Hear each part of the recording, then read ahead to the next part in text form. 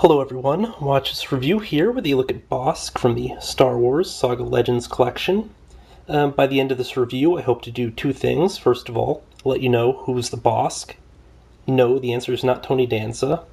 In addition to convincing you why you should like or actually dislike this character. Because he is something of an ill-tempered, dim-witted, and disagreeable oaf. Now, throughout his illustrious career as a bounty hunter, Bossk is routinely tricked, outmatched, and has had his ship stolen quite a number of times.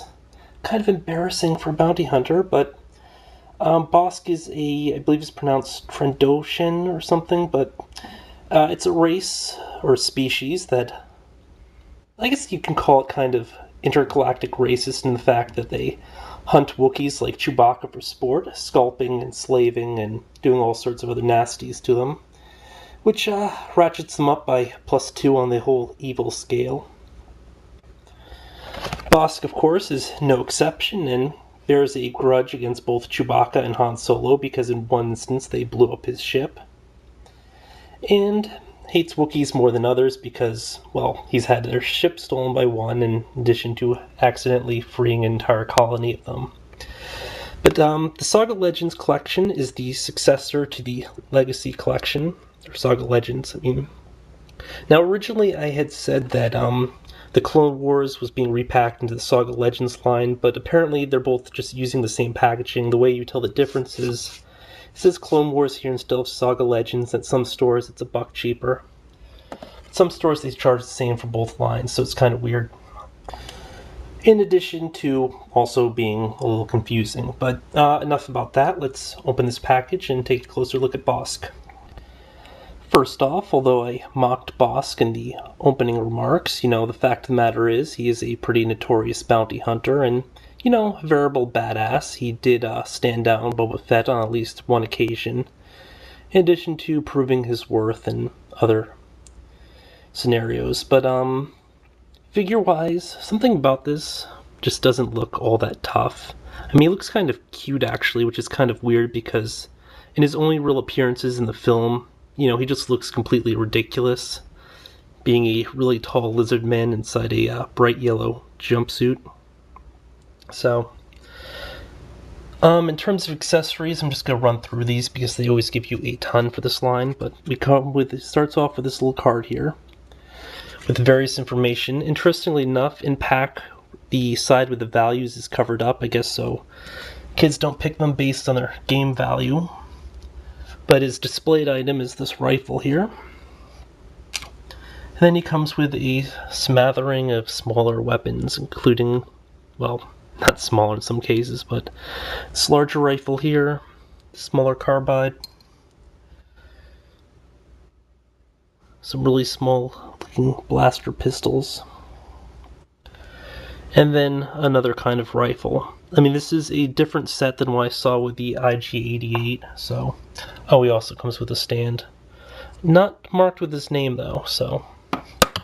Oops. Quick height comparison. Bossk stands at almost exactly 4 inches tall. I think about 6 foot in the movies and expanded universe. Here's Dengar from the Vintage Collection.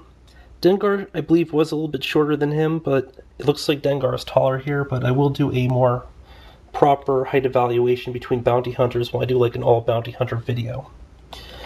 Now, I wasn't originally planning on picking this figure up, given that I never really liked the character. In the first expanded universe story that I read about him, he gets played for a complete chump, and I believe when he was in the Shadows of the Empire comic tie-in, once again, he performs pretty poorly. I mean, in general, he's kind of a blustering idiot. He's kind of got a forceful personality and, is kind of easily tricked, but after seeing this guy in pack and, just looking at it for a few minutes, I just couldn't not pick this figure up. It just looks pretty awesome. I mean, some levels, it's got more of a cutesy look to it, too, just because the costume looks a little bit outlandish and, it doesn't capture, like, the sort of meanness that he had in the movie or the complete kind of stupid look that he had. Because honestly, I didn't really think too much of his original appearance, but, I mean, this is kind of sweet.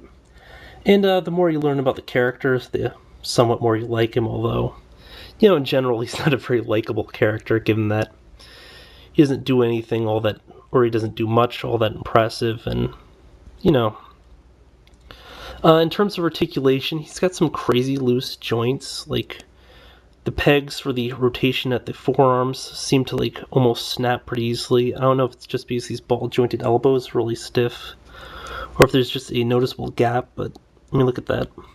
Otherwise, it's a pretty cool point of concealment, just because it blends with the costume very well. You don't really see that joint. I would like to see something like a ball-jointed wrist, but, I mean, they just don't seem to do that for this line.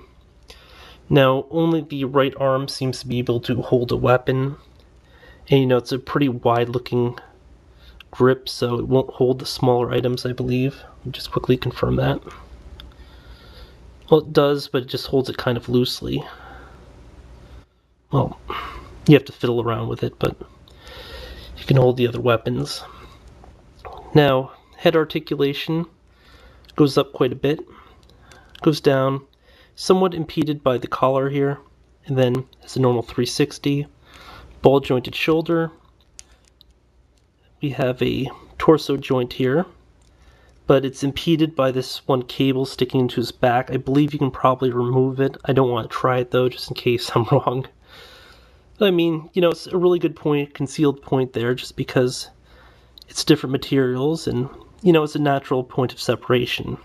And once again, it's a hinged hip instead of a ball jointed, which I absolutely hate. I mean, I figure the line would really benefit from using ball joints in the legs. I'm not sure why they don't bother doing that, but he has a ball and socket here at the knee. I mean, it's pretty far down the leg.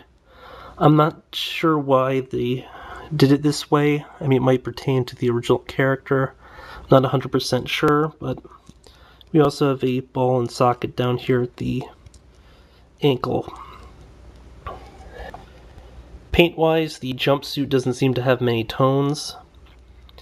You'll notice that this portion right here is multiple shades of gray, but the skin has a lot of different texturing, good amount of color, especially on the head. I mean, the arms, not so much. Legs, somewhat. I definitely like this head sculpt here, and, the amount of detail. Now, Bossk is kind of a hard character to like, particularly because of his rabid hatred for Wookiees, but that's like a species thing. In addition to the fact that he routinely seems to get played by just about everybody, but fact is, he's still a pretty tough dude. He's still got a slew of weapons. He's got some incredible ships and stuff, but he doesn't always have those ships because they've been stolen. Actually, one of my first Star Wars cards from the Decipher series was the Houndstooth, so I do have somewhat of a nostalgic thing going for that, but whether I like this character or hate him, I absolutely do love this figure. It's definitely a cool looking one, and I'm happy that I added it to my collection, so, till next time. May the bounty hunters be with you, but not after you.